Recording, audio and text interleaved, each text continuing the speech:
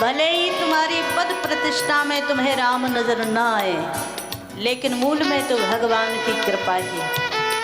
जिस दिन वो प्रतिकूल हो जाए, मातु मृत्यु पितु समन समाना, माँ साक्षात मृत्यु देने वाले हो जाते, पिता भी कोई तुम्हारा आदर नहीं करता, तुम्हारा गहरा मित्र भी शत्रु बन जाता है। तो आज जब जयंत आया, पिता ने भी सहयोग नहीं किया, ब्रह्मा शिव ने भी भगा दिया, अब निराश होकर त्रैलोक में घूम रहा है।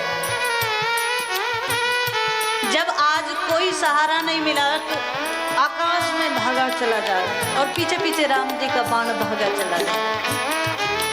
इसलिए जहां था आकाश में चला जा रहा था, उधर से नारद जी आ रहे थे।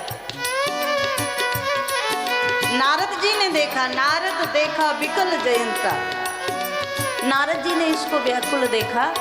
अब देखो, नारद जी इधर से आ रहे थे और जयंत इधर से जा रहा था, तो जिसके पीछे बाण लगाओ वो तो बड़ी तेजी में भागता जा रहा था, नारद जी के बगल से क्रॉस कर गया। नारद जी ने देखा कि ये तो इंद्रपुत्र जयंत था, पर ना प्रणाम किया ना रुका, दौड़ता चला जा रहा है। नारद जी बैक हुए, वापस हुए और इसके पीछे चले कि भाई तुझे हुआ क्या है, क्यों भाग रहा है? लागी दया कोमल चित संता, मानसकार दर्शन करा रहे हैं। ये भागते भागते रुका नहीं है, क्योंकि पीछे बाण लगा है, बाण का भय, तो भागते भागते नारद जी को पूरी घटना सुनाता है। ऐसा ऐसा हो गया, मैंने राम जी का अपराध कर दिया और अब कोई मेरा सहयोग करने को तैयार नहीं।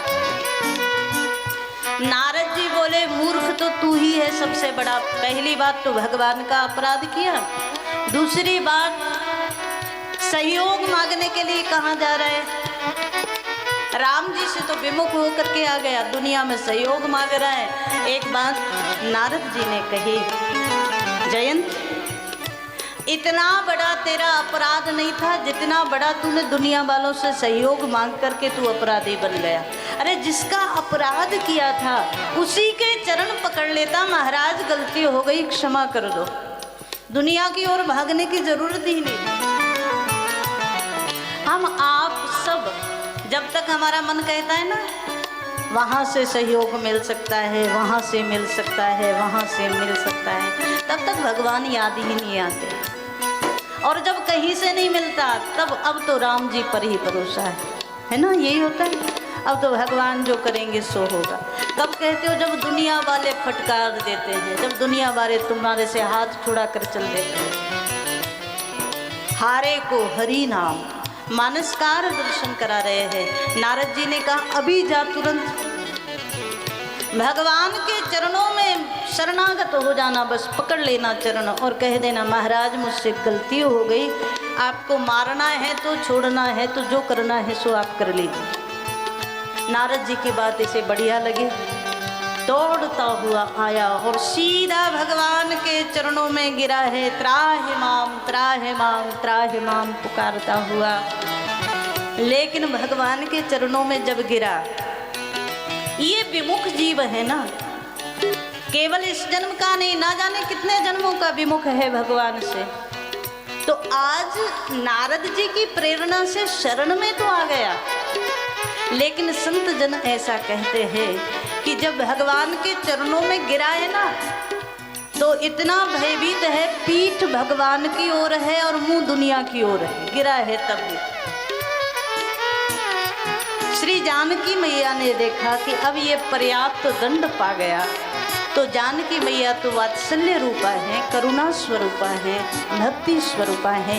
जानकी जी झुकी हैं, इसका सिर उठाया अपने हाथ से और भगवान की ओर सन्मुख कर दिया।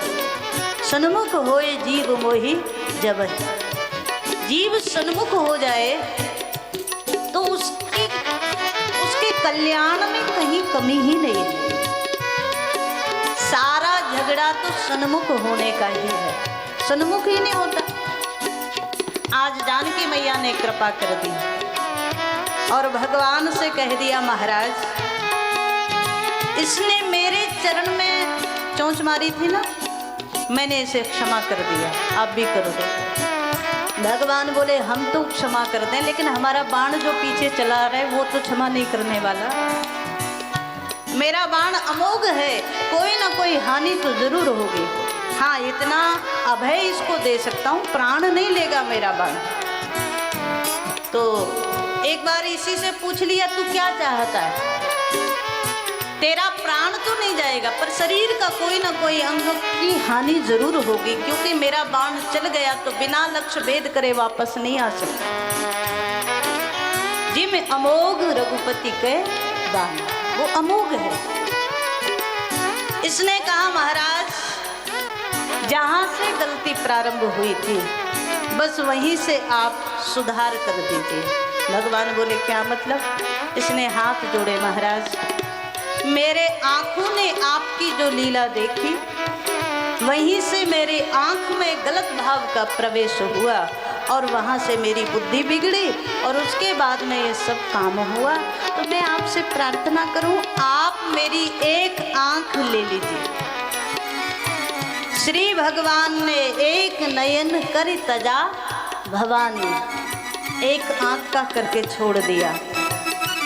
और संत जन तो बड़ी प्यारी बात कहते हैं, इसका आध्यात्मिक रूप बहुत अच्छा है। भगवान ने दर्शन कराया, अभी तक तेरे पास दो आंख थी तो तू दुनिया को भी देख रहा था और मुझे भी देख रहा था, तो ना दुनिया को समझ पाया ना मुझे समझ पाया। अब जा, मैंने तुझे एक नेत्र दे दिया, अब तू मुझे ही समझ ले, बस इसके लिए तुझे दृष्टि दी। मानस में बड़ा सुंदर दर्शन आया जयंत का, और जयंत की इस कथा के माध्यम से श्री भगवान की करुणा का भी दर्शन हुआ और भगवान के प्रतिकूल परिस्थितियों में दाम्पत्य जीवन में कैसे सुखी हुआ जा सकता है उसका भी दर्शन हुआ। आज जयंत बार बार भगवान को प्रणाम करता है और यही भाव बनाता है, महाराज मैं समझ गया दुनिया में राम के अलावा मेरा कोई नहीं है।